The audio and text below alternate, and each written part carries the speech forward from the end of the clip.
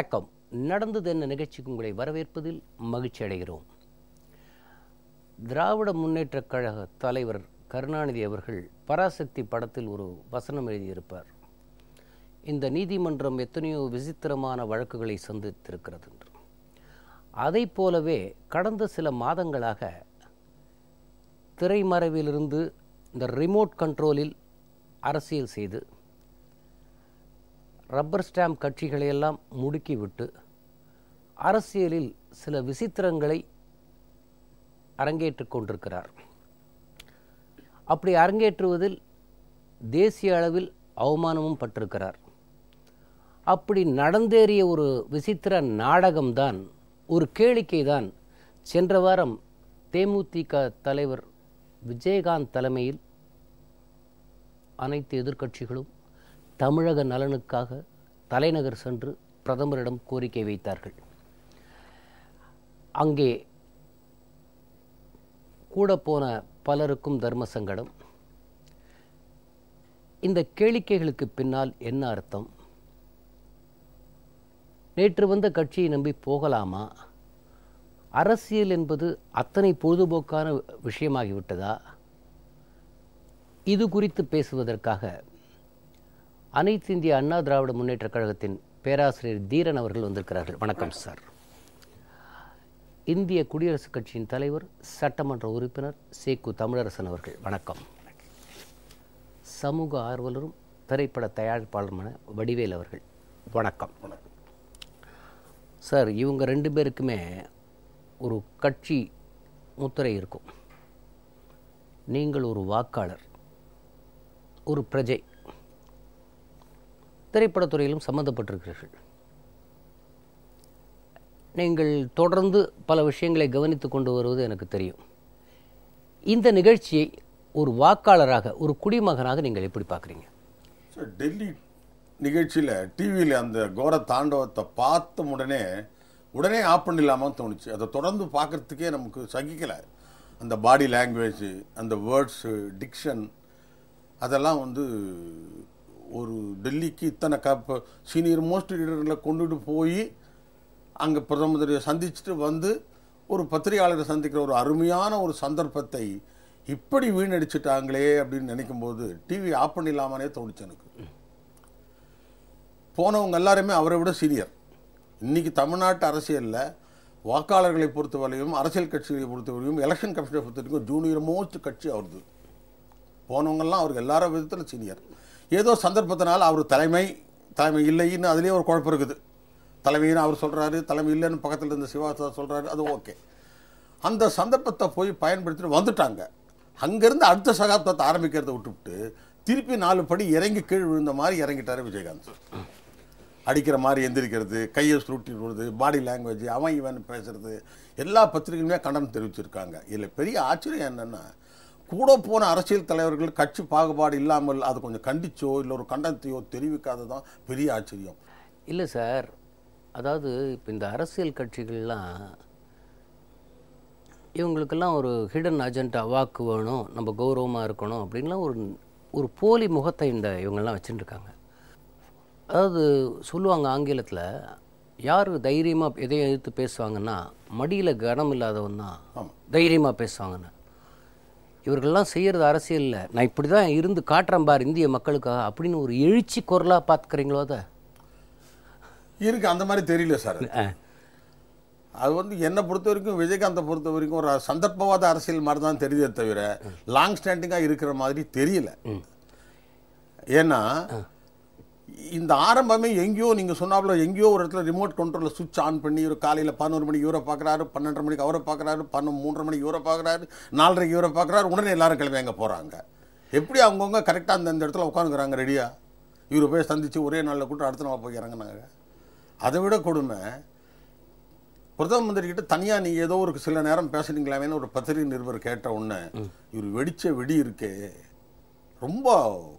காலையில் கலைஞர் இது கூட்டணிக்கு அச்சாரமாக எடுத்துக்கலாமான்னு கேட்டதுக்கு சொன்ன பதிலை கேட்டதுக்கு நான் பேப்பர் பார்க்குறாங்கிறாரு. இன்னைக்கு அங்கீகரிக்கப்பட்ட எதிர்கட்சி தலைவராக இருக்கவர் எல்லாத்தையும் ஃபிங்கர் டிப்ஸில் வச்சுருக்கிறோம். என்ன நடந்து பேப்பர் பார்த்து தான் சொல்லுவேன்னு சொல்கிறதெல்லாம் ரொம்ப சிறுபிள்ளத்தனமான ஒரு சமாச்சாரம். ஒரு மெச்சூர்டு பாலிட்டிஷியன் அப்படி பண்ணக்கூடாது. இதில் திராவிட முன்னேற்றக் கழகம் போன்ற ஒரு பெரிய கட்சி விஜயகாந்த் முன்னெடுத்து செல்கிற ஒரு விஷயத்துக்கு உடன்பட்டு போகிறாங்கன்னா அதை எப்படி நீங்கள் ஒரு சாதாரண பாமரனா நீங்கள் எப்படி பார்க்குறீங்க? மூத்த பழுத்த அரசியல்வாதி ஏதோ இவர் போய் ஆசீர்வாதம் கேட்டார், ஆசீர்வாதம் போய் பண்ணிட்டு வான்னு சொன்னார். சக்ஸஸ்ஃபுல்லாக முடிஞ்சு தான் அந்த பந்து இன்னத்துக்கு கலைஞர் வீட்டில் இருக்கும். சக்ஸஸ்ஃபுல்லாக நடக்காதனால அந்த பந்து எங்கே இருக்குன்னு இப்போ தெரியல. சார், இந்த காட்சிகள் திடீரென்று காலையில் ஒரே பரபரப்பு. பத்திரிகையாளர் வந்து விஜயகாந்த் கருணாநிதியை சந்திக்கிறார், பல கட்சி தலைவர்களை சந்திக்கிறார். இவ்வளோ தமிழ்நாடு முதலமைச்சர் போய் ஏற்கனவே தொடர்ந்து அதிமுக பொதுச் செயலாளரை பொறுத்தவரை மத்தியில் இருக்கிற ஆட்சி கூட்டணியில் இருந்தாலும் இல்லாவிட்டாலும் மாநில உரிமைகளுக்காக தொடர்ந்து சண்டை போட்டு கொண்டு வருபவர். இவர் மேகதாது விஷயமாகட்டும், முல்லை பெரியார் விஷயமாகட்டும், மீனவர்கள் விஷயமாகட்டும், ஒவ்வொரு விஷயத்திலும் தொடர்ந்து போராடி கொண்டிருப்பவர். தமிழக முதல்வர் ஓ பன்னீர்செல்வம் கொடுத்த பிறகு திடீரென்று விஜயகாந்தாக விழித்து கொண்டாரா? அவரை விழிக்க வைத்து அரசியல் யாராவது நடத்தினார்களா? இந்த காட்சியை எப்படி பார்க்குறீங்க? பொதுவாக இந்த நிகழ்ச்சியிலிருந்து விஜயகாந்த் மட்டுமல்ல, கருணாநிதி அவர்கள் கூட இதிலிருந்து அவர் தன்னை மிக மிக கேவலப்பட்டு அசிங்கப்பட்டு போனார்கள் என்றுதான் நாம் சொல்ல வேண்டும். இந்த 5 பிரச்சனைகளுக்காக இவர்கள் சென்று பாரத பிரதமரை சந்தித்ததாக அனைத்து கட்சியினரையும் அழைத்துச் செல்கிறார். இதில் பெருமையாக வேறு காங்கிரஸையும் பாஜகவையும் இணைத்து கொண்டே சென்றார். இந்த பெருமை அவருக்குரியது, இவருக்குரியது என்றெல்லாம் கூட தம்பட்டம் அடித்துக் கொண்டார்கள். ஆனால் இந்த 5 பிரச்சனைகளை பொறுத்தளவிலே மக்களின் முதல்வர் மாண்புமிகு அம்மா அவர்கள் எந்த காலத்திலும் எந்த சூழ்நிலையிலும் தமிழர்களுடைய மக்களுடைய நலனையோ அல்லது தமிழ்நாட்டினுடைய நலனையோ எக்காரணத்தை கொண்டும் கூட்டணியிலே இருந்தாலும் சரி, கூட்டணியிலே இல்லாமல் இருந்தாலும் சரி, அதை ஒருபோதும் தமிழர் நலனை விட்டுக் கொடுக்க மாட்டார்கள், தமிழ்நாட்டு நலனை விட்டுக் கொடுக்க மாட்டார்கள். அந்த அடிப்படையிலே தான் மீத்தேன் வாயு பிரச்சனையிலே கூட மிக துணிச்சலாக, தங்களுக்கு தெரியாது என்று சொல்லி கருணாநிதி அவர்கள் சொன்னாலும் கூட, தெரியாமல் நாங்கள் ஒப்பந்தம் போட்டு விட்டோம் என்று சொன்னாலும் கூட, ஆனால் அம்மா அவர்கள் அதை ஆட்சிக்கு வந்த உடனே அதை கடுமையாக ஆய்வு செய்து உடனடியாக இது விவசாயிகளை பாதிக்கிற பிரச்சனை, இதை அமுல்படுத்தக்கூடாது என்று சொல்லி தன்னுடைய எதிர்ப்பை தெரிவித்தார்கள். அதே போல முல்லை பெரியார் அணை பிரச்சனையிலே இன்றைக்கு 142 அடியாக உயர்த்தப்பட்டிருக்கிறது என்று சொன்னால், அது மக்களின் முதல்வர் மாண்புமிகு அம்மா அவர்கள் எடுத்த தொடர் முயற்சி, உச்சநீதிமன்றத்தில் தொடுத்த வழக்கு, அதற்கு கிடைத்த வெற்றி தான் இன்றைக்கு 142 அடியாக அங்கே முல்லை பெரியார் அணை உயர்த்தப்பட்டு இன்றைக்கு அந்த பாசன விவசாயிகள் எல்லாம் அம்மா அவர்களுக்கு மதுரையிலே மாபெரும் நன்றி அறிவிப்பு கூட்டத்தை எல்லாம் நடத்தினார்கள். அதற்கடுத்து நீங்கள் பார்த்தால் இந்த 20 பேர் ஆந்திராவிலே காவல்துறையினரால் சுட்டுக் கொல்லப்பட்டார்களே செம்மரக்கட்டை சம்பந்தமாக, அந்த பிரச்சனையிலும் சரி நாடாளுமன்றத்திலே நம்முடைய நாடாளுமன்ற உறுப்பினர்கள் ஒத்திவைப்பு தீர்மானத்தையே கொண்டு வந்தார்கள். அந்த ஒத்திவைப்பு தீர்மானத்திற்கு சபாநாயகர் அனுமதி மறுத்த காரணத்தினாலே தங்களுடைய கண்டனத்தை அவர்கள் தெரிவித்திருக்கிறார்கள்.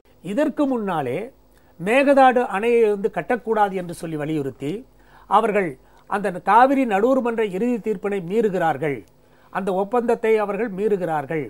இது மாதிரி அணை கட்டினால் தமிழகத்தினுடைய வரவேண்டிய நீர்வரத்தானது குறைய வாய்ப்பு இருக்கிறது, இவர்கள் குடிநீர் என்று சொல்லி சாக்குப்போக்கு சொல்லி அங்கே அணை கட்டுவது தவறு என்று சொல்லி மாண்புமிகு அம்மா அவர்களுடைய வழிகாட்டுதலில் நடைபெறுகின்ற தமிழக முதலமைச்சர் அவர்கள் ஏற்கனவே பாரத பிரதமரை சந்தித்து தன்னுடைய எதிர்ப்பை காட்டியிருக்கிறார்கள். தமிழக அரசினுடைய எதிர்ப்பையும் தமிழ்நாட்டு மக்களுடைய எதிர்ப்புணர்ச்சியும் அவர்கள் வெளிப்படுத்தி இருக்கிறார்கள். அதை முறையாக செய்திருக்கிறார்கள்.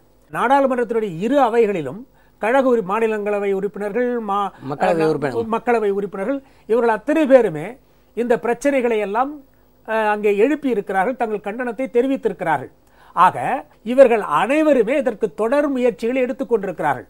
அது மட்டுமல்ல, அந்த செம்மரக்கட்டை நிகழ்ச்சியிலே அவர்கள் சுட்டுக் கொல்லப்பட்டதற்கு பின்னாலே ஒவ்வொரு அங்கத்திலும் தமிழ்நாடு அரசானது தன்னுடைய நடவடிக்கை மிக சிறப்பாக எடுத்திருக்கிறது.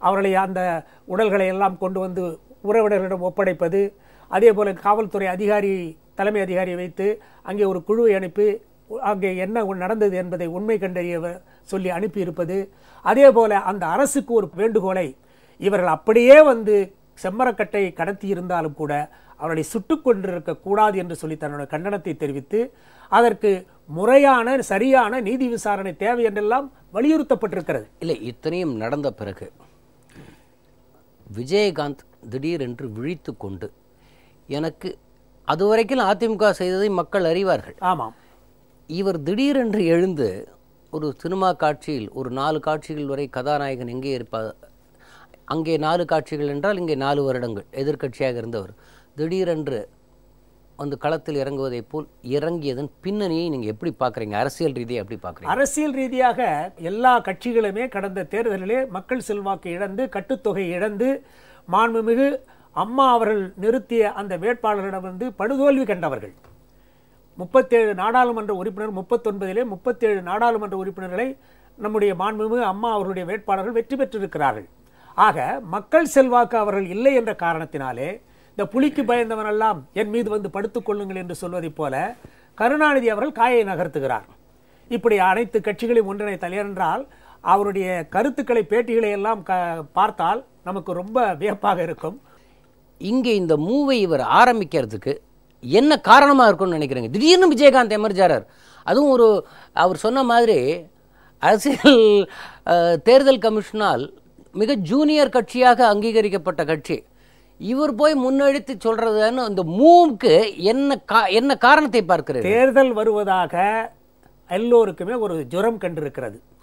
தேர்தல் வரப்போகிறது, இந்த தேர்தலிலே அனைத்து இந்திய அண்ணா திராவிட முன்னேற்ற கழகத்தை எதிர்கொள்வது என்பது சாத்தியமற்றது, மக்களின் செல்வாக்கானது அனைத்து இந்திய அண்ணா திராவிட முன்னேற்ற கழகத்திற்கு பன்மடங்கு பெருகி இருக்கிறது என்று சொல்லி இந்தியா டுடே போன்ற பத்திரிகைகளும் சரி, பொதுவாக கருத்து கணிப்புகளும் சரி இன்றைக்கு இருக்கிற காரணத்தினாலே இந்த அரசியல் வியூகத்திலே வரக்கூடிய சட்டமன்ற தேர்தலிலே நம்முடைய கழகத்தை எதிர்ப்பதற்காக இவர்கள் எல்லாம் அணி சேர்க்க வேண்டும் என்பதற்காக திமுக அழைத்தால் சில பேர்கள் வரமாட்டார்கள்.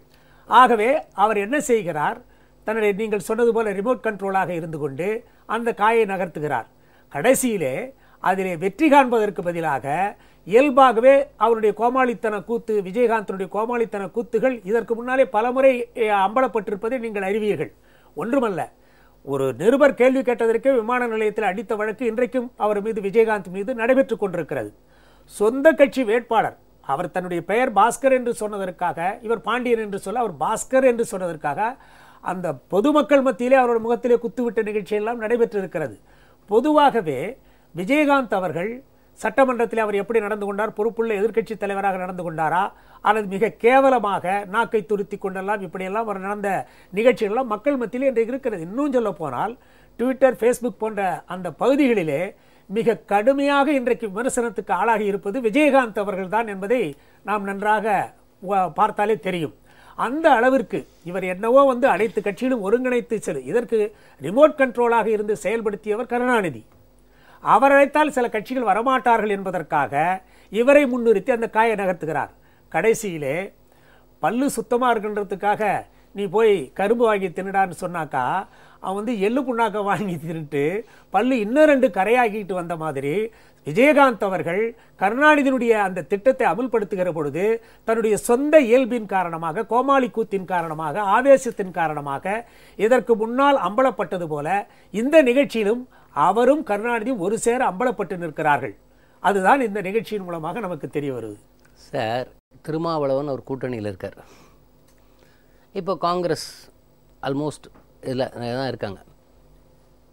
விஜயகாந்த் வருவாரா மாட்டாரான்னு கோபாலபுரம் கதவுகள் அவருக்காக ஏங்கி, கருணாநிதி அழைத்தால் யாரும் வரமாட்டார்கள், விஜயகாந்தை முன்னிறுத்தி பார்க்கலாம் என்கிற எண்ணமா, அல்லது தமிழக முதல்வர் அவர்கள் போய் இந்த பிரச்சனைகளுக்கெல்லாம் மத்திய அரசு கொடுத்து வந்தவுடன் ஒருவேளை மத்திய அரசு அது நடவடிக்கை எடுத்து அதன் ஆதாயம் அதிமுகவிற்கு போய்விடக்கூடாது என்பதற்காக தான் போனால் கூட்டம் வராது என்பதற்காக விஜயகாந்தை முன்னிறுத்தினாரா? இதை எப்படி பார்க்குறீங்க நீங்கள்?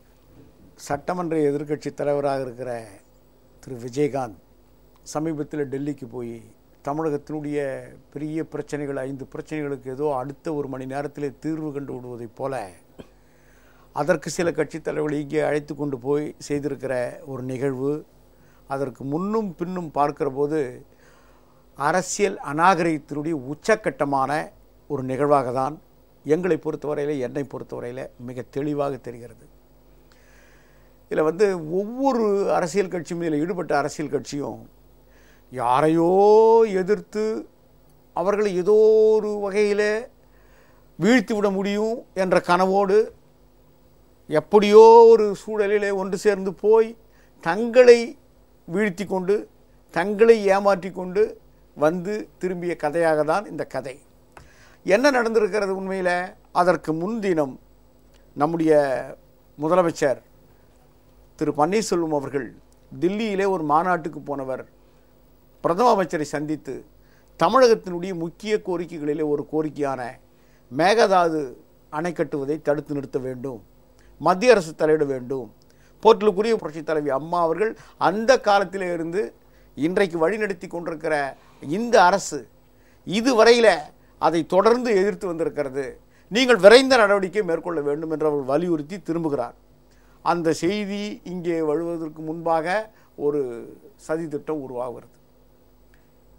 இதற்கு எப்படி ரொம்ப காலமாக ஓய்வில் இருந்தவர் 3 மாதத்துக்கு மேலே போய் வெளிநாட்டில் தங்கிவிட்டு வந்து ஒரு எதிர்க்கட்சி தலைவராக இருக்கிறவர், பொறுப்பான எதிர்க்கட்சி தலைவராக இருக்கிறவர், மகனை கதாநாயகனாக வெளிநாட்டுக்கு போயிட்டு திரைப்பட தயாரிப்பதற்கு போனவர் தமிழகத்துக்கு வந்து ஒரு செய்தியாளர் கேட்குற கேள்விக்கு பதில் சொல்கிறார்.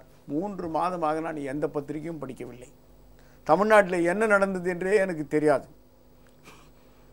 நான் இதெல்லாம் தெரிந்து கொண்டு பேசுகிறேன். இப்படி ஒரு பொறுப்புள்ள எதிர்க்கட்சி தலைவர் 3 மாத காலம் தமிழ்நாட்டு அரசியலையே தெரிந்து கொள்ளாதவர் உடனே ஒரு நாடகத்தை, இந்த நாடகத்திற்கான திரைக்கதை எங்கிருந்து கலந்துருக்கணும்? இது என்னுடைய பார்வையில் சொன்னால் ஒதுக்கப்பட்ட கலைஞர்களும் நடிகர்களும் ஒன்றாக சேர்ந்து அவரவர்களாகவே எழுதி கொண்ட ஒரு ஓரங்க நாடகம். அவர்களாகவே அதை திரையேற்ற அரங்கேற்ற முயற்சித்த போது அந்த ஓரங்க நாடகத்தில் என்ன நடந்தது என்று அவர்களுக்கும் தெரியாது. அவரவர்கள் ஒரு மாதிரி அந்த நாடகத்தை நடத்தி கொண்டிருந்தார்கள். மக்களுக்கும் புரியவில்லை. இந்த ஓரங்க நாடகம் அவரவர்களாக அவர்களே எழுதி கொண்டு நடத்திய, ஆனால் ஒன்று சேர அரங்கேற்றிய ஒரு நாடகம். சார், இப்போது இங்கே தமிழ்நாட்டில் முதலமைச்சர் கனவு நிறைய பேருக்கு இருக்குது. இப்போ அவரை பொறுத்தவரையில் அவர் தான் முதலமைச்சர் கேண்டிடேட்னு அவர் தீர்மானம் பண்ணிட்டார். அவர் கட்சிக்காக அவர் தான் அடுத்த, அவருக்கு சொல்லப்பட்ட விஷயம். இந்த குழுவில் போனவங்க எல்லாருமே முதலமைச்சர் வேட்பாளர்கள் தான். இன்னைக்கு வரைக்கும் அந்த அனைத்து கட்சியுமே திமுக தாங்கள் தான் வருங்கால முதலமைச்சர், காங்கிரஸ் நாங்கள் தான் தனியாக, விஜயகாந்தை பொறுத்த வரைக்கும் பாஜகவும் அதைத்தான் சொல்லுது, தேமுகவும் அதைத்தான் சொல்கிறது. எனக்கு இதுல வந்து நான் ஒரு சட்டமன்ற உறுப்பினராக ஒரு கேள்வி. 2 ஆண்டு காலமா சட்டப்பேரவையில் இந்த மேகதாது பிரச்சனையை சமயம் வருகிற போதெல்லாம் ஆளுகிற அனைத்து இந்திய அண்ணா திராவிட முன்னேற்ற கழகம் அழுத்தமான கருத்துக்களை முன்வைத்து விவாதித்துக் கொண்டிருக்கிறது. தனியாக அரசினர் தீர்மானத்தை 2 முறை, கடந்த ஆண்டு இந்த ஆண்டு, அதற்காகவே ஒரு நாளை ஒதுக்கி அரசினர் தீர்மானத்தை கொண்டு வந்து விவாதங்கள் நடத்தியிருக்கிறது. இந்த பொறுப்புள்ள எதிர்க்கட்சி தலைவர் இந்த 2 அரசினர் தனி தீர்மானத்தில் வந்து பேசியிருப்பாரா? பேசணும் இல்லை. ஒரு அரசாங்கம் போடுகிற ஒரு தீர்மானம் என்பது, அந்த தனி தீர்மானம் என்பது ஒரு மத்திய அரசை எவ்வளவு அழுத்தம் தருவது, எவ்வளவு வலிமையாக ஒரு மாநிலத்தினுடைய உணர்வுகளை பிரதிபலிப்பது, எவ்வளவு அழுத்தமான ஒரு வரலாற்றை பதிவு செய்வது ஒரு சட்டமன்ற தீர்மானம் என்பது. 2 முறை சட்டமன்றத்தில் இது அரசினர் தனி தீர்மானம் அம்மா அவர்கள் கொண்டு வந்தார். இல்லை பண்ணணுமா இல்லையா? இல்லை, நான் கேட்பது, ஒரு முறையும் வராதவர் டெல்லிக்கு போய் இங்க வந்து, அதாவது இந்த கிராமத்து பழமொழி போல அடிக்கடி திமுக தலைவர் தான் இந்த பழமொழியை சொல்லிட்டே இருப்பார். இதை விஜயகாந்துக்கு அவர் சொல்லியிருந்தா படத்தை கொண்டு வந்து திருமண படத்தை வச்சு காட்டினவர் இதை சொல்லியிருக்கணும். தம்பி, கூரை ஏறி கோழி பிடிக்க முடியாதவன் வானமேறி வைகுந்தம் போனானமே, இந்த பழமொழியை நான் அடிக்கடி சொல்லி கொண்டிருக்கேனே, எதிர்கட்சி தலைவரான உனக்கு நான் கேட்குறேன்பா, நீ ஏன் சட்டமன்றத்தில் போய் இது விவாதிக்கல? எதிர்கட்சி தலைவராச்சே, ஏன் அந்த கருத்தை நீ அங்கே பதிவு செய்யல? இங்கே உன்னுடைய ஆதரவை தெரிவிக்க முடியாதவர், உன்னுடைய கருத்தை தெரிவிக்க முடியாதவர் எங்க போய் நீங்க வந்து பிரதமர்கிட்ட போய் என்னத்துக்கு? நாடகமா இல்லையா? இல்லை, இப்போ நான் கேட்குறேன், விஜயகாந்த் அந்த பத்திரிகையாளரை சந்திக்கிற வரையில், கோபாலபுரத்தில் தொடங்கி திருமாவளவனை மலையில் பார்த்த வரையில், அப்புறம் அதுக்கு மாலையில் மதிமுகவில் வைகோவையும் பார்த்தார். அதுதான் சாயங்காலம் 4 மணிக்கு பார்த்தது. டெல்லிக்கு போய் பார்க்குற வரையும் அவர் தான் கதாநாயகனாக இருந்தார். கதாநாயகன் கேலி கூத்தானது அந்த ப்ரெஸ் மீட்டுக்கு அப்புறம். கருணாநிதி எப்போவுமே அடுத்தவர்கள் கதாநாயகனாக இருந்தால் பிடிக்காது. அவருக்கு எங்கு போனாலும் அவர் தான் கதாநாயகராக இருக்க வேண்டும் நினைப்பார். அவர் எப்படி விஜயகாந்தை முன்னிறுத்தினது, அரசியல் நோக்கம் என்ன இதில்? அவர் எப்படி ஹீரோ உள்ள அமிச்சார், அங்கே அந்த டீமை டெலிகேட் பண்ணாரு, அதில் விஜயகாந்த் தலைமையில் தான் அந்த டீம் போகுது. அதை எப்படி கருணாநிதி ஏற்றுக்கொண்டார்? அதன் பின்னாடி இருக்கிற சாணக்கியத்தனம் என்ன? ஒரு குழம்பிய, அதாவது அந்த கொட்டையை குழப்பணும் அப்படிங்கிறதுல வழக்கம் போல் கோபாலபுரத்துக்கு அவ்வளோ ஈடுபாடு. எந்த கொட்டையை குழப்பினாலும் ஏதோ ஒரு குறைந்தபட்ச மீன் கிடைக்காதா அப்படிங்கிற ஒரு கொட்டை அப்படி தானே குழம்புவதற்கு முன் வருகிற போது அதை நம்ம சேர்ந்து குழப்பறதுல ரொம்ப மகிழ்ச்சி என்ற ஈடுபாடோடு கோபாலபுரம் அதை குழப்பியது. அதோடு மட்டுமல்ல, கருணாநிதி அவர்கள் விஜயகாந்தை முன்னிறுத்தி ஏன் இதை செய்கிறார் என்று சொன்னால், விஜயகாந்திற்கு முதலமைச்சராகக்கூடிய ஒரு கனவு இருக்கிறது அல்லவா, என்னை முதல்வர் வேட்பாளராக அறிவியுங்கள் என்று பாஜகவிடம் கூட கேட்டுக்கொண்டிருக்கிறார். எனவே பொதுவாகவே கருணாநிதியினுடைய அரசியல் நரித்தந்திரம் இங்குதான் இருக்கிறது.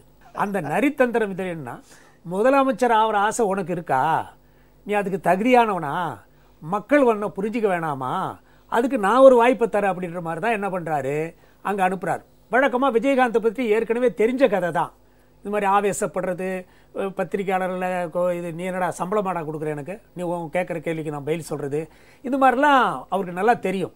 எனவே ஒரே கல்லில் ரெண்டு மாங்க அடிக்கிற மாதிரி விஜயகாந்தையும் வீழ்த்தணும், தான் கூட ஒத்துழைக்கு வராமல் இருக்கக்கூடிய அரசியல் கட்சிகளையும் ஒரு நிர்பந்தம் கொடுத்து, நீ அவங்க பின்னாடி போனீங்கன்னாக்கா, விஜயகாந்த் பின்னாடி போனீங்கன்னா நீங்கள் யாரும் ஒருத்தரும் தேர மாட்டீங்க, எனவே ஏன் பின்னாடி வாங்கன்றதுக்காக கூட ஒரு வியூகத்தை கருணாநிதி இதன் மூலமாக நிறைவேற்றியிருக்கலாம் இந்த ஓரங்க நாடகத்தில். ஆகவே கருணாநிதி அவர்களை பொறுத்தளவிலே எப்படியாவது வரக்கூடிய சட்டமன்ற தேர்தலிலே அவர் இன்றைக்கு திமுகவுடன் யாரும் சேருவதற்கு தயாராக இல்லை. அந்த சூழ்நிலையிலே தனக்கும் சில கட்சிகள் கூட்டணி சேரமாட்டார்களா என்கின்ற அந்த எண்ணத்தை நிறைவேற்றிக் கொள்வதற்காக விஜயகாந்தை ஒரு துருப்பு சீட்டாக பயன்படுத்தி அவரை எக்ஸ்போஸ் பண்ண வைத்திருக்கிறார். இதுதான் இந்த டெல்லி இல்லைங்க. ஸ்ரீரங்கம் சட்டமன்ற இடைத்தேர்தல் தான் கடைசியாக நடந்த ஒரு தேர்தல் தமிழகத்தில். அந்த தேர்தலில் பார்த்தீங்கன்னா தோழமை கட்சிகளால் கூட திமுக தனித்து விடப்பட்டது. கடந்த தேர்தலில் பாராளுமன்ற தேர்தலில் அவர்களோடு இருந்த கட்சிகள்லாம் ஆதரிக்கிறதுக்கு முன் வரல. மக்கள் மத்தியிலும் அவர்கள் புறந்தள்ளப்பட்டார்கள். இப்படி மக்களாலும் தோழமை கட்சிகளாலும் கூட புறந்தள்ளப்பட்டு நம்பிக்கை இழந்து போயிருக்கிற திமுக இன்றைக்கு மாபெரும் மக்கள் சக்தியாக மலர்ந்திருக்கிற அண்ணா திராவிட முன்னேற்ற கழகத்துக்கு உங்களால் முடியாது, என்னால் தான் மாற்றாக இருக்க முடியும், மாற்று சக்திக்கு தலைமை இருக்கிற தகுதியாக இருக்க அந்த தகுதியை பெற முடியும் என்கிற அந்த கருணாநிதியுடைய அப்படிப்பட்ட அதற்கு ஒரு குறுக்கு வழி இந்த வழி. மக்கள் பிரச்சனைகளுக்காக இவர்களை எல்லாம் தலைமை இருக்கிற அப்படிப்பட்ட ஒரு தகுதி அவருக்கு தான், திமுகவுக்கு தான் இருக்கிறது என்று காட்டிக்கொள்கிற ஒரு மனோபாவம். சார், இப்போ ஒரு இன்ட்ரெஸ்டிங்கான விஷயம் என்னென்னா, விஜயகாந்தை பொறுத்தவரையில் இந்தியாவில் வாரிசு அரசியல், சரத்பவார் பார்த்தீங்கன்னா வாரிசு இருக்கார், மாதவராஜ் சிந்தியா பையன் வந்துட்டார், பலரும் வாரிசுகளை உருவாக்கி கொண்டிருக்கிறார்கள். அங்கே முலாயம் சிங் யாதவ் வந்துட்டார். அவர்கள் எல்லாரும் அரசியல் கட்சியை துவங்கி தங்களை வெகு நாட்களாக நிலைநிறுத்தி கொண்டு பிறகு தங்கள் வாரிசு வேறு எந்த வேலைக்கும் லாயக்கில்லாத போது இது ஒரு எம்ப்ளாய்மெண்ட் ஆப்பர்ச்சுனிட்டி, ஏன்னா அப்பா ஒரு கம்பெனி ஆரம்பித்தாக்க பையனுக்கு வேலை போட்டு கொடுக்குற மாதிரி வாரிசுகள் வந்துட்டாங்க. ஆனால் இந்தியாவிலே ஒரு கட்சி துவங்கும் போதே குடும்பத்தினரோடு வந்த கட்சி வேறு ஏதாவது இருக்கா சார்? 3 பேர், விஜயகாந்த், அவர் மனைவி, அவர் மைத்துனர். ஒரு 3 நம்பர் பிரைவேட் லிமிடெட் கம்பெனியாக ஆரம்பிக்கப்பட்ட கட்சி இந்தியாவில் எங்கேயாவது இருக்கா? இதுக்கு முழுக்க அதுக்கு ஒரு அரசியல் கட்சி என்கிற அப்படிப்பட்ட ஒரு குறைந்தபட்ச தகுதியையோ, அந்த கட்சிக்கு ஒரு தலைவர் என்கிற அந்த குறைந்தபட்ச தகுதியையோ தேமுதிக இன்னமும் பெறவில்லை. பெறுவதற்கான முயற்சியிலே கூட அவர்கள் ஈடுபடவில்லை என்பதுதான் உண்மையாகவே அரசியல் நோக்கர்கள் கருதுகிற ஒரு தெளிந்த சிந்தனை. என்ன வகையில் அவங்க இதுவரைக்கும் ஒரு அரசியல் கட்சிக்குள்ள எந்த தகுதியும், அதுவும் குறிப்பாக தமிழகத்தில் விழிப்புணர்ச்சி பெற்ற ஒரு மாநிலமான இந்த மாநிலத்தில் பல காலமாக திராவிட இயக்கங்கள் வேரூன்றி வளர்ந்திருக்கிற தந்தை பெரியாரை போன்றவர்கள் இருந்த இந்த மாநிலத்தில் அப்படிப்பட்ட ஒரு குறைந்தபட்ச தகுதியை கூட இன்னும் அவங்க எட்டவில்லை என்பது தான். அதில் தான் நீங்கள் சொல்கிற ஒன்று முழுக்க அது குடும்பமாக, அவர் ஒரு மகளிர் அணி செயலாளர், இன்னொரு பொருளாளர், அவர் கட்சியினுடைய தலைவர், அங்கே போகிற தூதுக்குழுவில் கூட அந்த சட்டமன்றத்தில் வேறு யாரும் இல்லையா? இத்தனை சட்டமன்ற உறுப்பினர்கள் இருக்கிறார்கள், அழைத்து கொண்டு போகலாமே, அதில் கூட மூவர். அங்கே போன கூட பிறகு பார்த்தீங்கன்னா இவ்வளோ நம்முடைய நண்பர் சொன்னது போல் இத்தனை பாரம்பரியமிக்க அரசியல் கட்சியினுடைய பிரதிநிதிகள் வந்திருக்கிற ஒரு இடத்துல இவங்க குடும்பம் மட்டும் போய் தனியாக பிரதமரை சந்திக்குது. பிரதமராக அதற்கு அந்த வாய்ப்பை தந்திருக்கக்கூடாது. பொது பிரச்சனைக்காக ஒரு குழு போகிறது, அந்த குழு சந்திக்கிறது, அந்த சந்திப்புக்கு பிறகு அதற்கு பிறகு சில கொஞ்சம் காலம் கொஞ்ச நேரம் அவர்கள் தனியாக மூவர் மட்டும் அந்த குடும்பம் போய் சந்திக்குதுன்னா இது என்ன இது ஒரு மாநில பிரச்சனைக்கான சந்திப்பா? மாநில மக்களுடைய பிரச்சனைகளுக்கான சந்திப்பா? இந்த மாநிலத்தினுடைய தீர்க்க முடியாத நீண்ட கால பிரச்சனைகளுக்கு தீர்வு காணுவதற்கு ஏற்படுத்தப்பட்ட ஒரு சந்திப்பா? இது முழுக்க முழுக்க இது ஒரு நாடகம், இது ஒரு அரசியல் நாடகம் அப்படிங்கிறது மிக தெளிவாக தெரியுது. ஒரு நாளில் போய் எல்லாரையும் சந்திச்சு அணி திரட்டந்து மறுநாள் காலையிலேயே அவங்க கிளம்பிட்டது, சிலர் அன்றைக்கு மாலையிலேயே கிளம்பிட்டது, அப்புறம் இவர் ஒரு படம் காட்டுறது, அவர் ஒரு படம் காட்டுறது, இந்த 2 படத்தையும் மாநில மக்களுக்கு படம் காட்டுகிற வேலையா? ஆக இது முழுக்க முழுக்க அதை இல்லை பாஜகவினுடைய மாநில தலைவராக இருந்த அமைச்சராக இருக்கிற பொன் ராதாகிருஷ்ணன் தான் இதை ஏற்பாடு செய்தாரு அப்படின்னு ஒருத்தர், இன்னொருத்தர் இல்லை திரு விஜயகாந்த் தான் அதை ஏற்பாடு செய்தாருன்னு ஒருத்தர், என்னை அழைத்தாரு என்னை அழைக்கலன்னு ஒருத்தர், நான் 30 முறை தொலைபேசியில் கூப்பிட்டேன் அவருடைய தொலைபேசியா வேலை செய்யல. இதெல்லாம் என்ன நாடகம்? இதெல்லாம் மக்கள் பார்த்து நம்பி விடுவார்களா? ஏமாந்து போவார்களா? தமிழக மக்கள் என்ன அவ்வளவு ஏமாளிகளா? ஒன்றும் தெரியாதவர்களா? எவ்வளவு விழிப்புணர்வு! இந்த பிரச்சனை, மேகதாது பிரச்சனை என்றைக்கு கர்நாடகத்திலே அந்த அரசியல் தலைவர்களால் பேசப்பட்டதோ அந்த காலத்திலிருந்து மிக கடுமையான எதிர்ப்பை அனைத்து இந்திய அண்ணா திராவிட முன்னேற்ற கழகம் மக்கள் முன்னால் வைத்திருக்கிறது, மத்திய அரசிடம் முன்வைத்திருக்கிறது. ஒரு நொடியும் அந்த மேகதாது அணை கட்டுவதை தமிழக அரசு பொறுத்துக் கொள்ளாது, ஏற்றுக்கொள்ளாது என்று எவ்வளவோ அழுத்தமான பிரதமரை பார்க்கிற போதெல்லாம் இங்கிருந்து கடிதம் எழுது, நேரில் சந்திப்பது, நாடாளுமன்ற உறுப்பினரை அழைத்து கொண்டு போய் பேசியது. அப்பவும் இதே திராவிட முன்னேற்ற கழகம் பங்கேற்றதா இல்லையா? அனைத்து கட்சி எம்பிக்களின் நாடாளுமன்ற உறுப்பினரை அழைத்து கொண்டு போய் அங்கே பிரதமரிடம் பேசிய போது இந்த திராவிட முன்னேற்ற கழகம் பங்கு பெற்றதா இல்லையா? பங்கு பெற்றதே இல்ல. அப்ப அதுக்கு பிறகு நானும் எவ்வளவோ அனைத்து கட்சி குழுவில் பங்கேற்று போயிருக்கேன். அனைத்து கட்சி குழு பிரதமரை சந்தித்தது, அதற்கு பின்னால மத்திய அமைச்சருடைய வீட்லையா பத்திரிகையாளர் சந்திப்பு, ஒரு பொது இடம் இல்லையா? இல்லை, அதில் கூட போன கட்சிகள் பலர் அதில் கலந்து கொள்ளவில்லை என்பது முக்கியம். இப்போது இதில் முக்கியமாக எதற்கெடுத்தாலும் அறிக்கை கொடுத்து கொண்டு தன் மகன்தான் அடுத்த முதல்வர் என்று சொல்லுகிற பாமக நிறுவன தலைவர் ராமதாஸ் அவர்கள், அவர் 30 வாட்டி கூப்பிட்டும் ஒரு பொது பிரச்சனைக்கு அவர் போகாமல் ஒதுங்கி போனதும், இப்பொழுது அன்புமணி ராமதாஸ் பேட்டி கொடுப்பதும் பாமகவுடைய பெல்ட்டில் விருதாச்சலத்தில் விஜயகாந்தால் வரக்கூடிய சூழல் அன்றைக்கு எப்படி ஏற்பட்டது? நீங்கள் அங்கிருந்து வந்தவர் தான் உங்களுக்கு தெரியும். அதற்கு என்ன காரணம் என்றால், ஏற்கனவே பாமக மக்களிடம் கொடுத்த அந்த வாக்குறுதிகளை மீறி அந்த மக்களுக்காக எதையுமே செய்யவில்லை என்கின்ற ஒரு ஆதங்கம், இவர் பெருவாரியாக தனக்கு பின்புலமாக இருக்கிறவர்கள் வன்னியர்கள் என்று சொல்கிறார்களே, அப்படிப்பட்ட ஒரு அதிருப்தி வன்னிய மக்களிடம் இருந்தது. பொதுவாகவே இவருடைய சட்டமன்ற உறுப்பினர்கள் தங்களுடைய அந்த தொகுதியிலே அந்த எம்எல்ஏவாக பாமக எம்எல்ஏவாக இருந்தவர் மீது கடுமையான அதிருப்தி இருந்தது. அவருடைய ஆலோசனை கூட்டத்தில் கூட வேட்பாளரை மாற்றுங்கள் என்று சொல்லி அவர்கள் கட்சியினரே கேட்டுக்கொண்டார்கள். ஆனால் அதை மீறி இவர் பழைய எம்எல்ஏவே முன்னாள் அந்த தொகுதியிலே போட்டியிட்டு வெற்றி பெற்ற அதே எம்எல்ஏ மறுபடியும் அவருக்கு சீட்டு கொடுத்து நிற்க வைத்த பொழுது அங்கு கடுமையான அதிருப்தி. மக்களிடம் பொதுவாக ராமதாசும் பாமகவும் எதுவும் செய்யவில்லை என்கின்ற ஆதங்கம், அதனாலே செல்வாக்கு குறைந்து போனது ஒரு பக்கம். இன்னொரு பக்கம் அந்த தொகுதியிலே குறிப்பிட்ட தொகுதியிலே அந்த சட்டமன்ற உறுப்பினர் ஒரு கடுமையான அதிருப்தி அவர்கள் கட்சியினருக்கே இருந்தது. இந்த சூழ்நிலையில்தான் ஒரு நடிகராக ஒரு விஜயகாந்த் அவர்கள் அந்த தொகுதியிலே போய் முன்னிறுத்தப்படுகிறார். அப்பொழுதுதான் அவர்கள் சுலபமாக வெற்றி பெற அது ஒரு வாய்ப்பை தருகிறது. அதுவா அவர் ஒரு தொகுதியில் மட்டும் தான் ஜெயிக்கிறார், நிறைய தொகுதியில் போட்டிட்டு வேற எங்கேயும் ஜெயிக்கல, அங்கே மட்டும் தான் ஜெயிக்கிறார். இது பாமகவின் மீது மக்கள் கொண்டிருந்த அதிருப்தியை விஜயகாந்த் அவர்கள் அந்த நேரத்திலே போய் காக்கா உட்கார பணம் பழம் விழுந்த கதையை அறுவடை பண்ணிக்கிட்டாருன்றது தான் அதற்கான காரணம். சார், பொதுவாகவே திரைப்படத்திலிருந்து ஒருவர் அதுவும் கொஞ்சம் ஒரு வெற்றியை பெற்று எதிர்க்கட்சி ஸ்தானத்துக்கு வரும்பொழுது திரைப்படத்துறையினருக்கு ஒரு மகிழ்ச்சி இருக்கும். புரட்சித் தலைவர் எம்ஜிஆர் அவர்கள் கட்சியை ஆரம்பித்த போது அந்த கட்சியை வளரக்கூடாது என்று பல வகைகளில் என்னெல்லாம் தொந்தரவு கருணாநிதியால் கொடுக்கப்பட்டது என்று அனைவரும் தெரியும். அன்றைக்கு அவருடன் சேர மறுத்தவர்கள் கூட, திரைப்படத்துறையினர் கூட பயந்து இருந்தார்களே தவிர, ஆனால் வர வேண்டும் என்று உள்ளுக்குள் ஒரு ஆசை இருந்தது. ஆனால் விஜயகாந்த் வந்த பிறகு திரைப்படத்துறையினரின் மனநிலை எப்படி இருந்தது? இப்போ எம்ஜிஆர் எமர்ஜ் ஆன போது ஹோல் தமிழ்நாட்டில் ஒன்றா எமர்ஜ் ஆனார், எல்லா ஏரியாவிலையுமே. அவரது வந்து தமிழ்நாட்டில் அது கடன்னு வந்துட்டார். இந்த விஜயகாந்தோட பண்டூட்டி ராமச்சந்தர் இருந்தார்ல, ஏன் அவர் வந்தார் வெளியே? இவருக்கு அரசியல் ஆசான் ஆரம்பத்தில் 10 கொடுக்கறதுக்கு பக்கத்தில் இருந்த ஒரு மனுஷன் என்னென்னவோ பண்ணி பார்த்தார், ஒன்றும் பண்ண முடியாதுன்னா வெளியிடாட்டார். இல்லை சார், அவரை விட ஆற்றல் உள்ள அறிவாற்றல் உள்ள 2 அரசியல் ஆலோசகர்கள் அவருக்கு வீட்டிலே இருக்காங்க. மனைவி ஒருத்தங்க இருக்காங்க, மைத்துனர் ஒருத்தர் இருக்காரு. அதை விட பண்ருட்டி என்ன சொல்லி பண்ண போறாருன்னு நினைச்சிருக்கலாம் இல்லையா? இதெல்லாம் மனைவியாக தான் இருக்க முடியும், மைத்துனராக தான் இருக்க முடியும் சார். அரசியல் ஆலோசனை சொல்ல முடியாது சார். அவங்களையும் இவருக்கு ஜூனியர் தானே சார். நீங்க அந்த செய்தியாளர் சந்திப்புல கொண்டு போன பிரச்சனையை என்னென்ன பிரச்சனை பத்தி பேசுனீங்கன்னா 3வது பிரச்சனைன்னு ஒண்ணு சொல்ல தெரியாம பக்கத்துல பாக்குறாரு, கேட்கிறாரு. என்ன 3வது பிரச்சனை என்ன அப்படின்னு 5 பிரச்சனைகளுக்காக 5 கோரிக்கைகளுக்காக பிரதமரை சந்தித்து விட்டு செய்தியாளர்களை பார்க்கிற போது செய்தியாளர்களிடம் 3வது பிரச்சனை என்னன்னு சொல்ல முடியலையே.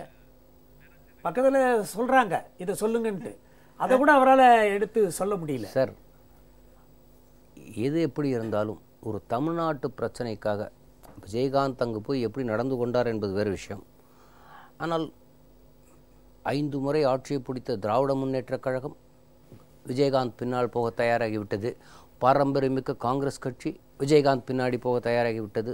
திருமாவளவன் அவர்கள் போக தயாராகிவிட்டார்கள்.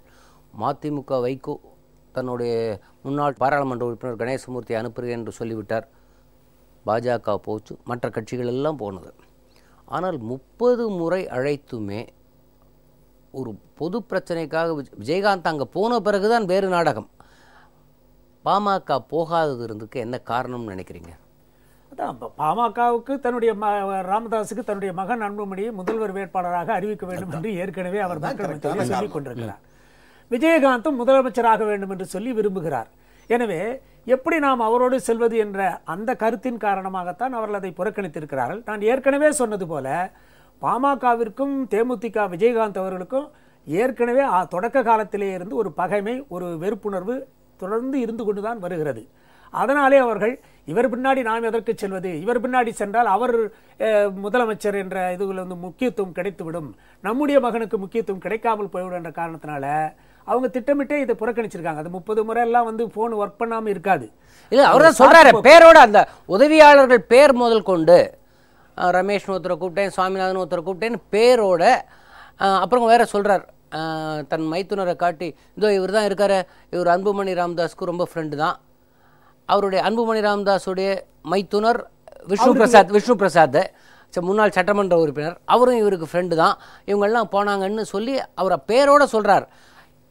அதாவது பாமக இதில் ஒதுங்கி கொண்டது காரணம், இதில் ரகசியமாக கருணாநிதிக்கும் பாமக தலைவருக்கும் விஜயகாந்த் அழைத்து கொண்டு போகட்டும், நான் வரமாட்டேன், இவன் டெல்லிக்கு போய் இவன் எக்ஸ்போஸ் ஆகிட்டோம், அதற்கு பிறகு நாம் பேசிக்கொள்ளலாம் என்று கருணாநிதிக்கும் ராமதாஸுக்கும் ஏதாவது ரகசிய பேரம் வைத்து விஜயகாந்தை பலிகடா ஆக்கி விட்டார்களோ அந்த வலையில் விஜயகாந்த் விழுந்து விட்டாரா? உண்மைதான், அந்த வலையில தான் விஜயகாந்த் விழுந்தார்கள். ஆனால் இவர் டெல்லியிலே சென்று நடந்து கொண்ட விதமானது கருணாநிதியினுடைய நோக்கத்தையே பாழடித்து விட்டது. அதுதான் உண்மை. பொதுவாக ராமதாஸ் அவர்கள் ஏற்கனவே ஒரு தேர்தலில் உங்களுக்கு தெரியும், திருமண பத்திரிகை வைக்க போகும்பொழுது திமுகவோட கூட்டணி கண்டவர் என்பது நன்றாகவே தெரியும். கண்டவர் மட்டுமல்ல, திராவிட முன்னேற்ற கழக தலைவர் என்று அந்த மேடையில் சொன்னபோது அப்படி சொல்வதை விட இந்த மணமகனின் தாத்தா என்று என்ன சொல்லியிருந்தால் நான் இன்னும் பெருமைப்பட்டிருப்பேன். இதெல்லாம் இவங்களுக்கு, அதாவது கருணாநிதியை போலவே எல்லா வகையிலையும் நரித்தந்திரம் மிக்கவர் ராமதாஸ் அவர்கள். ஆகவே எந்த நரியை எப்பொழுது காலை வாருவது என்ற அடிப்படையில் தான் அவர்கள் இருக்கிறார்கள். இருந்தாலும் தன்னுடன் வருவதற்கு எந்த ஒரு அரசியல் கட்சியும் தயாராக இல்லாத ஒரு சூழ்நிலையில கருணாநிதி அவர்கள் வந்து எல்லார் வீட்டு கதவையும் தட்டி வைப்பது போல, ஒரு ரிசர்வேஷன் செய்து வைப்பதை போல பாமகவையும் அந்த அளவுக்கு அவர் ஒரு எதிர்பார்த்து கொண்டுதான் இருக்கிறார்கள். ராமதாஸ் அவர்கள் சொல்லலாம் எந்த திராவிட கட்சிகளோடும் கூட்டணி இல்லை என்று சொல்லி, இது முறை அவர் பல முறை சொல்லி இருந்தாலும் கூட அதை மாற்றித்தான் அவர்கள் கூட்டணி அமைத்திருக்கிறார்கள். ஆக இன்றைய சூழ்நிலையில ஒரே கல்லில் பல மாங்காய் அடிக்கணும்னு நினைச்சார் கருணாநிதி. அதில் விஜயகாந்த் எக்ஸ்பிரஸ் ஆனார்.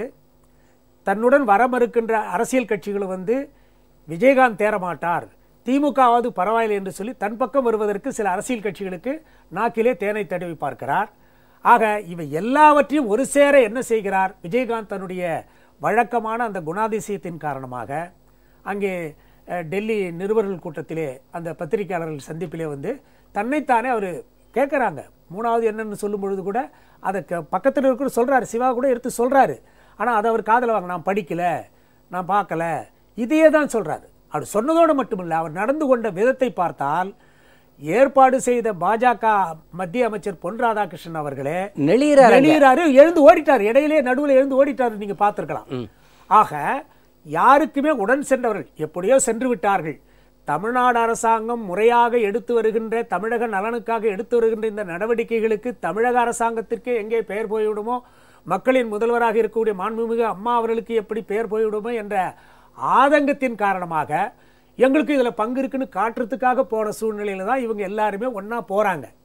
ஆனால் அங்கே போகும் பொழுது அவர்கள் பாரத பிரதமர் அவர்களை சந்திக்கின்ற நேரத்தில் இந்த பிரச்சனைலாம் சொன்னதாக பத்திரிகையாளர் அதான் கேட்குறாங்க. உறுதிமொழி கொடுத்தாரா பாரத பிரதமர் உங்களுக்கு உறுதி கொடுத்தாரா, இல்லை பார்க்குறேன்னு சொன்னார்னா அதை பற்றி அவர் எதுவுமே சொல்லவே இல்லை.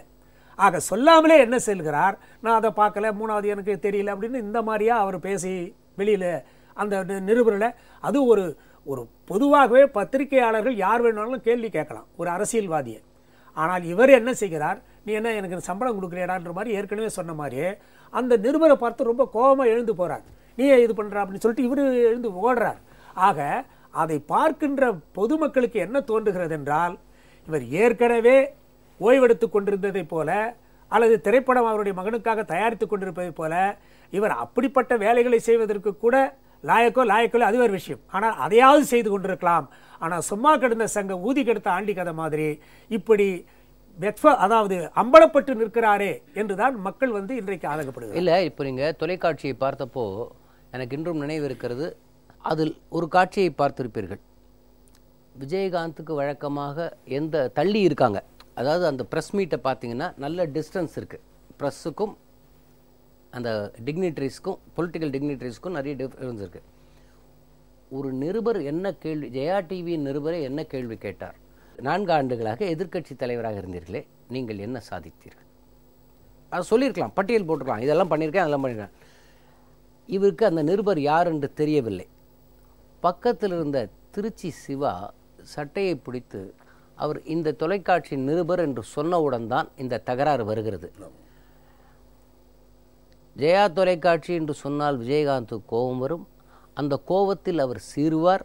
அகில இந்திய பத்திரிகைக்காரர்கள் முன்பு இவனெல்லாம் ஒரு அரசியல் தலைவனா என்று காட்டுவதற்காக கருணாநிதி திட்டமிட்டு சிவாவை வைத்து விஜயகாந்தை அந்த அவருடைய பிஹேவியர் தெரிஞ்சு அங்கே எக்ஸ்போஸ் பண்ணுறதுக்காக தான் கருணாநிதி அமிச்சாரா? ஆமா, பாருங்க, இப்போ தூண்டி விட்டதுனால தான் விஜயகாந்துக்கு தெரியும். அந்த தூண்டி விட்டதின் பின்னணியை எப்படி பார்க்குறீங்க? உங்களுக்கு சந்தேகத்துக்கு முகாந்திரம் இருக்கு. அது திமுகவுக்கு வாடிக்கையான ஒன்று தான். அதை வேடிக்கை பார்ப்பது என்பது திமுக தலைமைக்கு எப்பவும் வாடிக்கையான ஒரு நடவடிக்கை தான். இல்லை, இப்போ அதில் இன்னொரு விஷயமும் இருக்கு. இப்போ விஜயகாந்த் கூட்டணி பற்றிலாம் இப்போ அங்கே போனீங்களே, கூட்டணி உண்டுன்னா இல்லை, இப்போ தமிழக பிரச்சனைக்கு தான் நாங்கள் போகிறோம் அப்படின்னு கோபமாக சொல்கிறார். ஆனால் டெல்லியில் இருக்கும்போது, இந்த குழு டெல்லியில் இருக்கும்போது திராவிட முன்னேற்ற கழக தலைவரிடம் கேட்கும்போது கூட்டணி என்பது தேர்தலுக்கு அவசியம்தானுங்க, தேமுதிகவுடன் கூட்டணி உண்டான்றது, கூட்டணி என்பது அவசியம்ங்கிறாரு. அப்படியானால் அவருக்கு தேமுதிக வேணும்.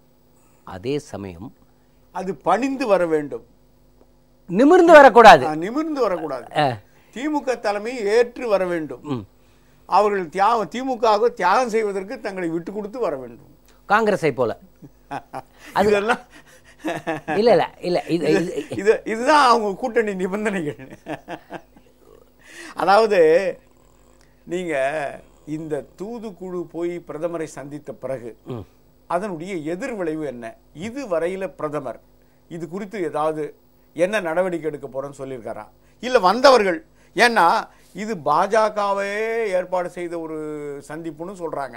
பாஜகவினுடைய பிரதான அங்கமான தேமுக தலைமை ஏற்று நடத்தி கொண்டு போன ஒரு குழுன்னு சொல்றாங்க. ஆக பாஜகவினுடைய ஆட்சி பிரதமர் இது குறித்து இதுவரையில் அந்த நீர்வளத்துறை அமைச்சரோ இல்ல வேற இது அமைச்சரோ என்ன இது என்ன எதிர் நடவடிக்கை? ஆனா கர்நாடகால போய் அவங்க கர்நாடக முதலமைச்சர் சீதாராமையா சந்தித்துட்டு வந்துட்டு பின்னாடி சீதாராமையா கொக்கரிக்கிறார், மேகதாதுல அணை கட்டியே தீருவோம். பிரதமரை சந்தித்து வந்து விட்ட பின்னால கொக்கரிக்கிறார். ஆக தமிழ்நாட்டு மக்களுக்கு உங்களுடைய சந்திப்பால் என்ன பலன், என்ன விளைவு, என்ன இதில் வந்து ஒரு முன்னேற்றம், இதை நீங்க வந்து சொல்ல தயாரா? சென்று வந்த கட்சிகள் சார் தமிழக நலன் மீது அக்கறை கொண்டதனால்தான் நாங்கள் டெல்லிக்கு போய் பார்த்தோம். உண்மையில அதிமுக ஆளுங்கட்சி எடுத்திருக்கிற நடவடிக்கைகளுக்கு இது ஒரு முட்டுக்கட்டை. இந்த வலிமையான எதிர்ப்புக்கு நாங்கள் பிளவுபட்டிருக்கிறோம், நாங்கள் மாறுபட்டு இருக்கிறோம், நாங்கள் இதை அரசியலாக்குவோம். அதனால அங்கிருந்து என்ன ஒரு சொல்றாங்கன்னா, இதை அரசியலாக்காதீர்கள். அது யாருக்கு சொல்லணும்?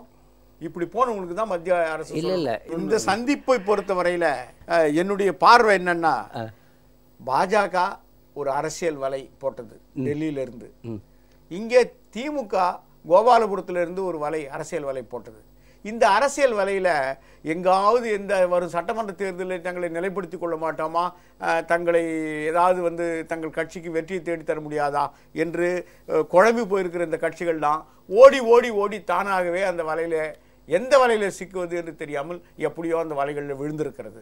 அவ்வளவுதான். இதுல எங்கே எப்படி சிக்க போகிறார்கள் என்பது. ஆனால் என்னுடைய கருத்து என்னவென்றால், அது எந்த வலையாக இருந்தாலும் வலைக்கு உள்ளே வராமலேயே அந்த வலையை கிழித்தெறிகிற அளவிற்கு வலிமை அண்ணா திமுகவினுடைய பொதுச் செயலாளர் புரட்சித் தலைவி அம்மா அவர்கள் அந்த வலைகளை கிழித்தெறிந்து வெளியில் வருவார்கள். மேகதாதுங்கிற விஷயத்துல ஏற்கனவே அதிமுக ஒரு முறை பல ஆண்டுகளுக்கு முன் ஜெயிச்சிடுச்சு. எம்ஜிஆர் பீரியட்லயே இந்த பிரச்சனை ஆரம்பிச்சது. 2 நாள்ல எம்ஜிஆர் அடைக்கிட்டார் சார். அப்ப இருந்த கர்நாடக அரசு மேகதாதுல அணை கட்டுறதுக்கு ஆரம்பிச்சது. குண்டராவ் போய் பார்த்தார். குண்டராவ். ஆக அதிமுக பொறுத்தவரையில் மேகதாது அணையில் ஏற்கனவே ஒரு தடவை ஜெயிச்சாச்சு சார். இப்போ இவர் இன்னொன்று ஒன்று சொல்றாரு, மேகதாது அணை குறித்து கர்நாடக அரசுடன் பேச வேண்டிய அவசியம் இல்லை. ஏனென்றால் மேகதாதுவில் கர்நாடகத்துக்கு உரிமை இல்லை. அதனால் அது பேசுவதெல்லாம் வெத்து நாடகம், பேச்சுவார்த்தை என்று ஒரு புதுசாக ராமதாஸ் ஒரு கருத்தை சொல்றாரு. இதை எப்படி பார்க்குறீங்க? இது தமிழர்களுடைய நலனுக்கு எதிரான ஒரு கருத்து தான். பேச வேண்டிய அவசியம் இல்லை என்று சொன்னால் அவர்கள் இப்பொழுது அணை கட்ட முயற்சி எடுத்துக் கொண்டிருக்கிறார். அதில் அவர்களுக்கு உரிமையே இல்லைங்கிறாரு ராமதாஸ். அவர்கள் எங்கள் பகுதியிலே நாங்கள் வந்து குடிநீருக்காக பயன்படுத்த நாங்கள் அணை கட்டுகிறோம் என்று சொல்லுகிற பொழுது உரிமை இல்லை என்று எப்படி சொல்ல முடியும்? பொதுவாக தமிழ்நாட்டிற்கு கிடைக்கக்கூடிய நீரினுடைய அளவானது ஏற்கனவே வந்து மிகை நீர் தான் நமக்கு பகிர்ந்தளிக்கப்படுகிறதே தவிர, பற்றாக்குறை காலத்திலே நடுவர் மன்ற தீர்ப்பின்படி நமக்கான நீரானது, தமிழகத்திற்குரிய நீரானது தரப்படுவதில்லை. ஆகவேதான் மாண்புமிகு மக்களின் முதல்வர் அம்மா அவர்கள் வந்து இதில் வந்து காவிரி மேலாண்மை வாரியம் அமைக்கப்பட வேண்டும், காவிரி நீர் அதை ஒழுங்குபடுத்துகின்ற குழு அமைக்கப்பட வேண்டும் என்று தொடர்ந்து வலியுறுத்தி கொண்டு வருகிறார்கள், வழக்கு போட்டிருக்கிறார்கள். இவையெல்லாம் நடைபெற்று கொண்டிருக்கிறது. ஆக இதிலே கர்நாடக அரசானது எப்பொழுதுமே, எந்த பாஜக இருந்தாலும் சரி, காங்கிரஸ் ஆட்சியில் இருந்தாலும் சரி, தமிழர்களுக்கு தண்ணீர் தரக்கூடாது என்பதில் அவர்கள் ஒருமித்த கருத்திலே இருக்கிறார்கள். இதிலே நடுவர் மன்ற தீர்ப்பு, அதனுடைய அடிப்படையிலே தமிழக மாண்புமிகு முதலமைச்சர் அம்மா அவர்கள் வந்து எடுத்த தொடர் முயற்சி, கடுமையான முயற்சிகளின் காரணமாகத்தான் நன்மைகளாவது நமக்கு கிடைத்து கொண்டிருக்கிறது. ஆக அதையும் கிடைக்காமல் தடுப்பதற்காகத்தான் ராமதாஸ் அவர்கள் இதே நமக்கு என்ன, அதிலே கர்நாடகத்திற்கு என்ன உரிமை இருக்கிறது என்று கேட்பது வந்து ஒரு வகையில் அவர்களுக்கு மறைமுகமாக சாதகமாக பார்க்கின்ற ஒரு சூழ்ச்சி தான் என்றுதான் நான் கருதுகிறேன். இதில் ஒரு சாதாரண தமிழ்நாட்டு குடிமகனுடைய கேள்வி என்ன கேள்வின்னா, இது கூட்டாட்சி தத்துவம்னால பிரதமர்கிட்ட போய் நம்ம வந்து சொல்லிக்கிட்டே இருக்கோம், கர்நாடக அரசு செய்கிற இந்த நடவடிக்கையை தடுத்து நிறுத்துங்கன்னு. அது ஒரு கூட்டாட்சி தத்துவத்தில் எழுற ஒரு கோரிக்கை. ஆனால் உண்மையில் கர்நாடகாவில் வந்து இன்றைக்கு யாருடைய ஆட்சி இருக்குது? காங்கிரஸ் கட்சியினுடைய ஆட்சி தான் இருக்குது. இங்கே இருக்கிற ஈவி கேஸ்களுங்க என்ன பண்ணணும்? பிரதமரை சந்தித்த உடனே இதே தூதுக்குழுவை சோனியா காந்தி கிட்டையும் கொண்டு போய் உட்கார வச்சு, நீங்கள் அந்த கர்நாடக முதலமைச்சருக்கு அறிவுரை பண்ணுங்க, சொல்லுங்க, அந்த நடவடிக்கையை தடுத்து நிறுத்துங்க, அவருடைய அந்த நடவடிக்கையை வந்து நீங்கள் வந்து கட்டுப்படுத்துங்க, அது பக்கத்து மாநிலத்தினுடைய ஜீவாதார பிரச்சனைக்கு எதிரான ஒரு பிரச்சனை சொல்லணுமா இல்லையா? இல்லை இங்கிருந்து நான் கேட்குறேன், காங்கிரஸ் கட்சி, தமிழ்நாடு காங்கிரஸ் கட்சி ஒரு தூதுக்குழு எடுத்துக்கிட்டு சீதாராமையா கிட்ட போமா? இல்ல சார், அவங்களுக்கு வேற சில இதெல்லாம் வந்து வெறும் அரசியல் நாடகமே தவிர கர்நாடக காங்கிரஸ் கட்சி ஆளுங்கட்சியை தடுத்து நிறுத்த வேண்டியது யார்? இது குறித்து திருமதி சோனியா காந்தி, காங்கிரஸ் கட்சியினுடைய தலைவியோ திரு ராகுல் காந்தியோ இது வரைக்கும் வாய் திறந்திருக்காங்களா மேகதாது பிரச்சனையில்? ஏன் தமிழ்நாடு, கர்நாடகா, தமிழ்நாடு வந்து இந்திய மாநிலங்களில் ஒரு மாநிலம் இல்லையா? இந்தியாவுக்குள்ள இல்லையா? சார் இதை யார் கேட்கறது? இங்க காங்கிரஸ் இதுவல்லவா நாடகம்? கட்டுத்தொகை கூட பெற முடியாத அளவுக்கு ஒரு காலியாக போன ஒரு கட்சி. எனவே அவர்கள் என்ன நினைக்கிறார்கள், நமக்கு சாதகமாக இருப்பது கர்நாடக மாநிலத்தினுடைய காங்கிரஸ் ஆட்சி. அந்த வகையில தான் இவர்கள் அவர்களை வலியுறுத்த மாட்டார்கள். தமிழக நலனை இவர்கள் காவு கொடுத்தாலும் கொடுப்பார்களே தவிர, இங்கே தமிழ்நாட்டில் கூட EVK இளங்கோவன் உட்பட நான் சொல்லுகிறேன், அவர்கள் என்ன செய்திருக்க வேண்டும், முறையாக இதை சொல்லலாம், ஒரு நியாயத்தை சொல்லியிருக்கலாம். பிரதமரிடம் வந்து இதனால வந்து இங்கே வாழ்வாதாரம் பாதிக்கப்படும், தமிழக மக்களுடைய வாழ்வாதாரம் பாதிக்கப்படும், எனவே நீங்கள் அனுமதி வழங்கக்கூடாது என்று மத்திய அரசாங்கம் தான் அதில் சுற்றுச்சூழல் அனுமதி எல்லாம் வழங்கப்பட வேண்டும் என்ற காரணத்தினாலே அதையாவது அவர் சொல்லி இருக்க வேண்டும். இல்லை சார், தமிழ்நாட்டினுடைய பிரதிநிதி என்ற முறையில். சார் கர்நாடகத்தை பொறுத்தவரையில் நான் எப்படி பார்க்கிறேன் என்றால், இன்றைக்கு திராவிட முன்னேற்றத்திற்கு எந்த காலத்திலையும் 74 காவிரி ஒப்பந்தம் காலாவதியான போனதிலிருந்து அதை விட்டு கொடுத்த பெருமை கருணாநிதிக்கு உண்டு. கச்சத்தீவை பிரச்சனையை விட்டு கொடுத்தது உண்டு. அது எழுப்பின போது அங்கேருந்து அப்போது சுரன் சிங் என்ற ஒரு மந்திரி வந்தார். வந்தவுடன் இவர் பேச்சு மூச்சற்று போனார் என்று உண்டு. இப்போது இதில் இந்த டெல்லி சார் இந்த டெல்லி விஜயத்தை பொறுத்தவரையில் விஜயகாந்தே எடுத்துங்க, அங்கே போகிறார், பிரதமரை மட்டும் பார்க்கவில்லை. ஊடகங்கள் என்ன எழுதுகிறது, பிரதமரை தனியாக பார்த்தது. சிலர் என்ன எழுதுகிறார்கள், தமிழ்நாட்டில் பாஜக என் பின்னாளியில் வர வேண்டும், நான் தான் முதல்வர் என்று ஒரு கோரிக்கை வைத்ததாகவும், இன்னும் சிலர் தனது மைத்துனருக்கு ராஜ்யசபா இடம் வேண்டும் என்று கேட்டதாகவும் செய்திகள் வந்து கொண்டே இருக்கிறது. ஆனால் பிரதமரை சந்தித்த விஜயகாந்த் நிதி அமைச்சரை சந்திக்கிறார், இன்னொரு அமைச்சரை சந்திக்கிறார், தமிழகத்து உரிமை வேண்டும் என்கிறார், உள்துறை அமைச்சரை கூட்டு பார்த்து இந்த மீனவர் பிரச்சனை குறித்து பேசுகிறார். ஆனால் நீர்வளத்துறை அமைச்சரை அவர் பார்க்காததுக்கு நீங்க எப்படி பார்க்குறீங்க? நான் உங்கள்கிட்ட வரேன், அது பார்க்காதது என்ன? அதாவது அவர்களுக்கு உண்மையாகவே இந்த பிரச்சனைக்கு தீர்வு காண்கிற நோக்கத்தோடு தான் அவர்கள் செயல்பட்டிருப்பார்களே. ஆனால் இதே பிரச்சனைக்காக தொடர்ந்து போராடி கொண்டு வருகிற அதிமுகவினுடைய இன்றைய அரசினுடைய கரத்தை பலப்படுத்தி இருக்க வேண்டும், அல்லது குறைந்தபட்சம் அவர்களுடைய ஒத்துழைப்பு, அந்த ஒத்துழைப்புடன் கூடிய ஒரு நடவடிக்கையை அவர்கள் மேற்கொண்டிருக்க வேண்டும். அதான் வந்து ஒரு அரசியல் மரபு. நீங்கள் போய் அங்கே வந்து ஒரு தூதுக்குழு சந்தித்து அப்புறம் வந்து பிரதமரை தனியாக சந்தித்தாங்கன்னா, பிரதமர் நரேந்திர மோடியும் எதிர்க்கட்சி தலைவர் விஜயகாந்த் என்ன பள்ளிக்கூடத்து நண்பர்களா, பக்கத்து வீட்டுக்காரர்களா? எப்படி வந்து அவங்க வந்து ஏதோ தனிப்பட்ட வகையில், அது அரசியல் சந்திப்பு தான், அதுவும் அரசியல் சந்திப்பு தானே, வேற என்ன, வேற எந்த வகையில் அவர்களுக்கு வந்து தனிப்பட்ட ஒரு சந்திப்பு? கட்சி ஒரே கட்சியா என்ன? ஆக ஒரு அரசியல் நோக்கத்துக்காக சென்றிருக்கிற ஒரு தூதுக்குழு இந்த குழு, அதில் அவர்கள் முயற்சித்திருக்கார்கள். அந்த முயற்சியை தமிழகம் ஊன்றி கவனித்துக் கொண்டிருக்கிறது. தமிழகத்தினுடைய கடைகோடி வாக்காளனும் இந்த சந்திப்பை ஊன்றி கவனித்துக் கொண்டிருக்கிறான். இந்த நாடகத்தை ஒருபோதும் அங்கீகரிக்க மாட்டான். சார், இப்போ அன்புமணி ராமதாஸ் புதுசாக அவர் டெல்லிக்கு போயிட்டு இவர்கள் எல்லாம் போயிட்டு வந்த உடனே அவர் ஒரு ஒன் மேன் ஆர்மி மாதிரி போய் அவர் நீர்வளத்துறை அமைச்சரை பார்த்து விட்டு, விஜயகாந்த் நீர்வளத்துறை அமைச்சரை பார்க்கவில்லை, அவர் வந்தது ஒரு போலி நாடகம்னு சொல்கிறாரே, அது வந்து அந்த அவர்களுக்குள் நடக்கிற முதல்வர் போட்டிக்கான பொறாமையா? முதல்வர் போட்டி, அதாவது எதிர்க்கட்சி தலைவராக இருக்கிறவர் அடுத்து முதல்வராக வர வேண்டும் என்று ஆசைப்படுகிறார். ஒரே ஒரு எம்பியாக இருக்கக்கூடிய இவரும் வந்து முதலமைச்சராக வர வேண்டும் என்று ஆசைப்படுகிறார். ஆகவே சந்திக்க வேண்டியது நீர்வளத்துறை அமைச்சரை என்று சொல்வதன் மூலமாக விஜயகாந்த் சந்திக்க வேண்டிய அமைச்சரை சந்திக்காமல் மற்றவர்கள் எல்லாம் சந்தித்திருப்பது தன்னுடைய சுயநலத்துக்காகத்தானே தவிர, தன்னுடைய குடும்ப நலனுக்காகத்தானே தவிர, அதை நீங்கள் சொன்ன மாதிரி வந்து என்னுடைய தலைமையை தான் ஏற்கணும் பாஜகன்னு சொல்கிறதோ, இல்லை தன்னுடைய மைத்துனருக்கு வந்து எம்பி சீட்டு கேட்பதோ, ஆக இப்படிப்பட்ட காரணங்களை எல்லாம் மனதிலே வைத்துக் கொண்டுதான் அவர் அதற்கு யாரெல்லாம் சரியாக இருப்பார்களோ அவர்களை மட்டும் சந்தித்து விட்டு, இவர்களுக்கு உண்மையிலேயே நோக்கம் வந்து மேகதாது அணை அந்த தடுப்பணை வந்து தடுக்க வேண்டும் என்று அவர்களுக்கு எண்ணம் இருந்திருந்தால் அவர் அவரை சந்தித்திருப்பார் என்று எக்ஸ்பிரஸ் பண்றார். சார், ஒரே ஒரு விஷயம், ஒரு வாக்காளராக விஜயகாந்த் அங்கு போகும் வரை நாளிதழ்கள் சொன்ன செய்தி, அவர் அங்கே போயிட்டு வந்த உடனே ஒரு வாக்காளராக இதை பார்க்கும்போது உங்கள் மனநிலையில் என்ன தோணுது? அவருக்கு அளிக்கப்பட்ட ஒரு மிக நல்ல சந்தர்ப்பத்தை வேணும்னே தன்னுடைய பிஹேவியரினாலே இழந்து விட்டார் சார். இனி அவர் திருப்பி அந்த ஸ்டேஜில் போய் உட்கார முடியாது. இன்னொன்று நம்பர் 2 என்னென்னு கேட்டிங்கன்னா, விஜயகாந்தை பொறுத்தவரையில் குண்டு சட்டியில் குதிரை ஓட்டிகிட்டு இருக்கிற மாதிரி இங்கே லாய்க்கே தவிர, இப்போ இவர் முதல் மந்திரி ஆகணும், இவர் போகிறாரு, இங்கே கூட்டணி போகலாமான்னு அவர் யோசிக்கிறாரு. இதில் ஒரு சந்தர்ப்பவாத கூட்டணியாக தான் போயிருக்காங்க. எதிர்க்கட்சி தலைவர் விஜயகாந்த் ஒரு தனி மனிதர் அல்ல, தமிழக சட்டமன்றத்தின் எதிர்க்கட்சி தலைவர்.